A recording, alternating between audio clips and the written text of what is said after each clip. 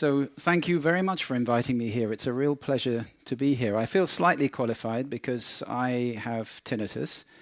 I'm a drummer for many years. So not only do I have tinnitus, but I hear nothing above 12,000 hertz, which is a little bit poor for somebody of my age. My father also suffered from being very hard of hearing towards the end of his life. So I'm familiar with the family issues which are caused by hard of hearing. I'm going to cover a lot of ground in the next few minutes, and so what I'd like to do is give you a quick map of what I'm going to talk about. Firstly, I'm going to suggest to you that sound affects all human beings profoundly. This comes as something of a revelation to most of the audiences that I speak to, probably to you, that's no surprise at all. Secondly, that most people in the world are unconscious about sound. Although it affects us very profoundly, most people are not conscious of those effects.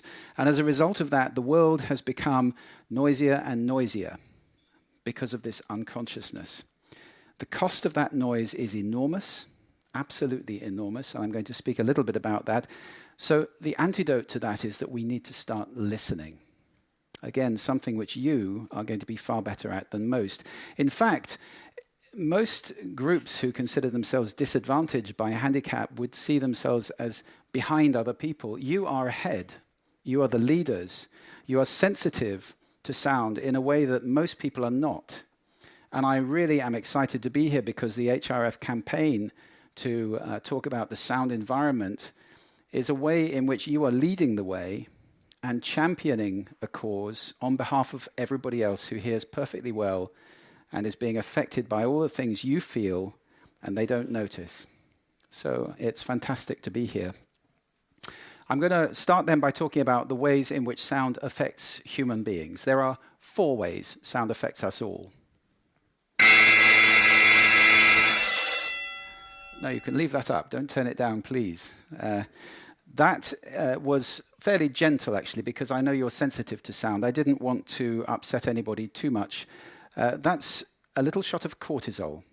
That kind of sound, a sudden sound, causes a release of your fight-flight hormones, cortisol, noradrenaline. And I could play another sound, in fact I will, surf, which will calm you down. A sound which has a frequency of around 12 beats per minute and emulates the feeling of the breathing of a sleeping human being. Also a sound we associate with being relaxed and on holiday and having no care, so it's a relaxing sound. Sound is affecting us all physiologically all the time. It affects our heart rate, our breathing, our hormone secretions, and even our brain waves. So physiologically, the first way sound affects us. The second way is psychologically. This piece of music is not going to make you feel happy. It wasn't designed to make you feel happy. And music is very good at conveying emotion. It affects the way we feel. Music is not the only sound that does that, however. Birdsong, for example, is a sound which leads many people to feel secure, because we have learned over hundreds of thousands of years that when the birds are singing, we're safe. It's only when the birds stop singing that we need to be worried. That means there's a predator around, and it's a threatening sound, sudden cessation of birdsong. The third way sound affects us is cognitively. You can't understand 2 people talking at the same time, or in this case, one person talking twice. We have a very small amount of cognitive bandwidth for audio. And that means if you're in an office and there's somebody talking on the other side of the desk and you're trying to think, they're taking up that very small bit of space where you're trying to process ideas and symbols. And the effect on productivity of working in an office that sounds like this, an open plan office, for example, is devastating.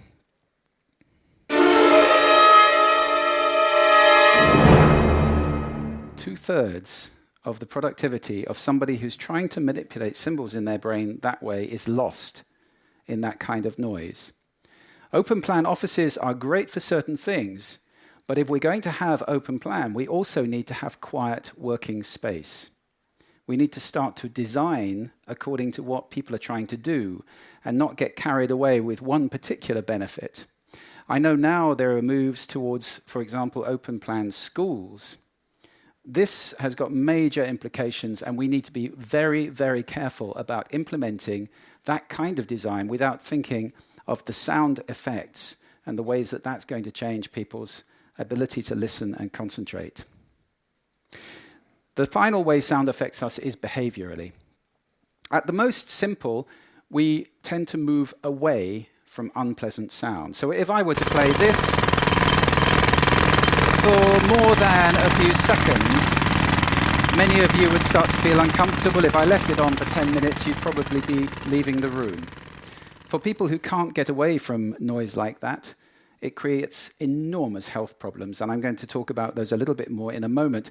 And where we work a lot with organizations is to show them that making unconscious noise like that, or we're going to have a look at retail, for example, has a devastating effect on their performance. Here's a number which would frighten most retailers. They're losing a huge amount of sales because of the bad sound they're creating in their shops, which causes all of us, and especially you, and probably me, because I listen very much, to leave. Maybe just a bit sooner than we would, but in retail, they know that dwell time, the amount of time you spend in a shop, is directly related to sales. If we leave sooner, we spend less, and that's not sensible for them. I'll just give you a few examples of the things that we all have to put up with in retail environments. This is trays being stacked and dropped on the floor in a supermarket. And if you're not looking, that's a very unpleasant sound to have next to you. I don't have to introduce this one particularly. It's an old friend in most supermarkets, the squeaky trolley. Nobody is listening to that. Nobody cares. Nobody takes it out of service. It just goes on wailing until it dies. Chiller cabinets. This is 75 decibels of chiller cabinet at 1 meter. Stand between two of these and you feel like you're being beaten up. Music. I don't have to tell you about the evils of mindless music in retail situations. I mean, who thinks this is a nice sound to shop to? It really did sound that bad. Tiny little ceiling speakers, doors open, allowing road noise into shops, terrible acoustics, reverberating the sound around inside of a shop, and then public address systems over the top of it. Retail sound is very, very unpleasant in many cases. Now, what's happened because of all this noise is that most people have gone unconscious. We've become so used to suppressing the sound around us that we don't notice it. We stand on street corners bellowing over huge amounts of noise and pretend that's normal. If we could see this, or if we could smell it, we wouldn't put up with it. And yet, because it's sound, we just play this game of the emperor's new clothes and we all pretend it's not there. Now, that means that we've lost a really important skill that we used to have, and that skill is listening. Listening is absolutely fundamental. In communication, most people spend around 60% of their time listening. If you talk to any great salesperson, they'll tell you that listening is far more important than speaking in a sales conversation. And yet we're not very good at listening. Average listening comprehension is just 25%, which means we only hear 1 word in 4 on average of what's being said to us. Now, not you, not this talk, but on average, that's true for most people. And that's pretty serious. We're not very good at listening. I wonder if you've ever considered what the definition of listening is. Sounds like a silly question, but it isn't. I have a definition to offer you: making meaning from sound. And it's a process, it's a significant process, which you're probably very much more aware of than most people. It's a process with 3 parts. The first 2 parts are kind of physical. There's the physicality of sound touching us. Now, we hear with our whole body, of course. The famous percussionist, Dame Evelyn Glennie, has ears that don't work at all, and she's trained herself to hear vibrations with all of her body through her bones, muscles, skin, and so forth. Hearing is a very intimate sense because sound is actually touching us deep inside our head. It's actually physical touch. And that then is translated, of course, into an electrochemical stage, in which case, in which part this is turned into electricity in the brains, neurons fire off, and there's electrical activity going on. Now, I would suggest those two stages really are hearing. That's the first part of listening. Hearing is what you're all here because of, and it can be a real issue if that part of the process isn't working fully. The third part of the process is one which I think you probably are special forces at, which is the mental side, and that's where listening really takes place. The mental part of the process uses a lot of very interesting tricks. We've become very good at extracting information, making meaning from sound, for example, with pattern recognition. If you go to a party where it sounds like this, and I was just doing it out there before we came in here, the challenge is to extract the signal from the noise.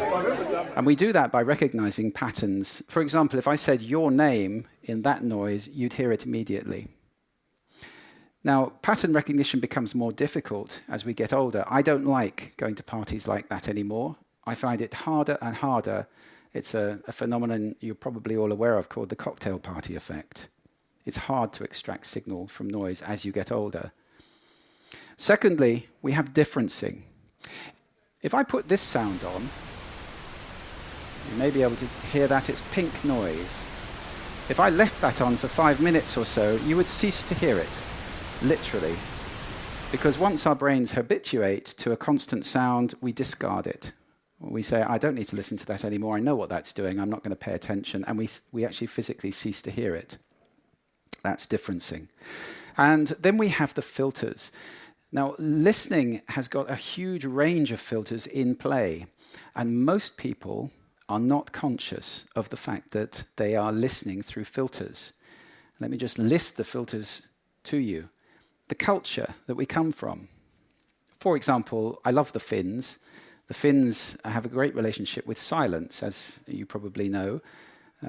Many of my Finnish friends, their idea of a good night out is to go around to somebody's house, sit in silence for 3 hours, and then go home.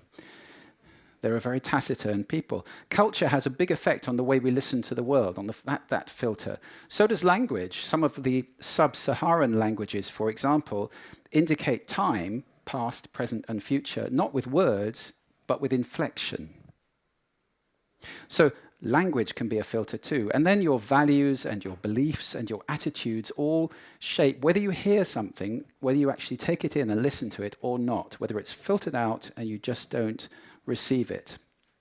Very often, this is the case with a partner or somebody that we live with very much. Expectations come into it too.